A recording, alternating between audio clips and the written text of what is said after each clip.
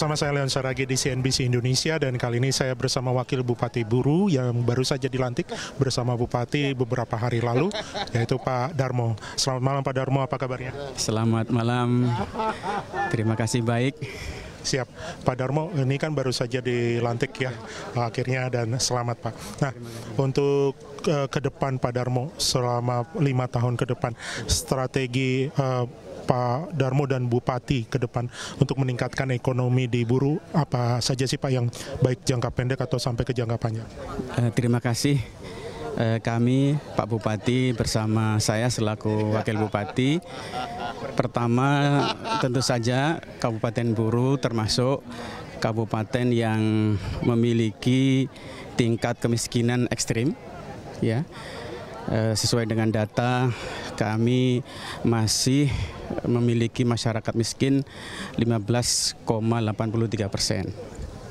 Oleh karena itu, hal yang tentu akan kami lakukan pertama adalah bagaimana menumbuhkan ekonomi baru, ya, sumber-sumber ekonomi baru, diantaranya adalah upaya sesuai dengan apa yang menjadi program pemerintah, hilirisasi di bidang pertanian, ya, karena Kabupaten Buru memiliki daerah pertanian yang pada saat zaman Pak SBY itu menjadi lumbung pangan Provinsi Maluku.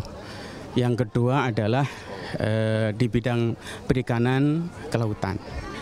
Dan yang ketiga, kami juga mempunyai sumber tambang emas yang saat ini belum dikelola, masih ilegal, sehingga tentu kami berharap pemerintah baik pusat maupun juga provinsi akan betul-betul memprioritaskan penataannya untuk pengelolaan tambang. Oke, Pak Darmo tadi sempat menyebutkan soal hilirisasi pangan. Itu hilirisasi pangan nanti akan seperti apa Pak Darmo?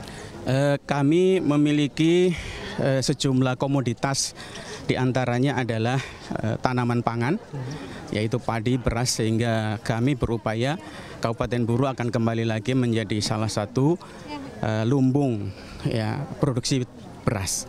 Yang kedua, kami juga memiliki tanaman tahunan, yaitu kelapa. Ya, di samping kelapa ada juga pala dan cengkeh. Dan dari komoditas inilah akan menjadi prioritas untuk pengembangan ke depan. Hal yang kemudian menjadi komoditas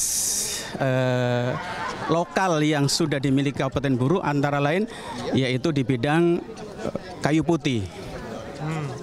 Ya, nah selama ini memang pemerintah daerah telah berupaya agar bagaimana ke depan minyak kayu putih itu bisa menjadi salah satu produk yang kemudian berdampak kepada efek domino, ya, ketika sudah kita lakukan industrialisasi. Baik, saya tadi Pak Darmo sempat menyebutkan tambang emas yang selama ini masih ilegal, gitu. Nah, ini kan tentunya dalam rangka juga untuk menggait investor untuk datang ke Buru, gitu. Nah, apa sih langkah-langkah yang akan dilakukan oleh Pak Darmo dan juga Bupati ke depannya agar investor yuk datang untuk mengelola tambang ini supaya memiliki nilai tambah untuk ekonomi Buru sendiri?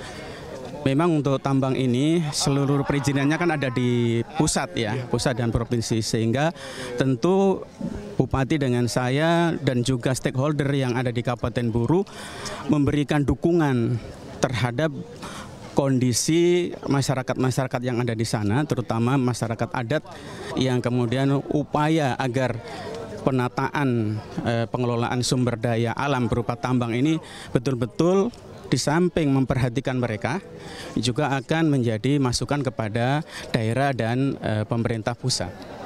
Begitu. Baik, lalu ini Pak Darmo, tadi kan disebutkan bahwa tingkat kemiskinan ekstrim.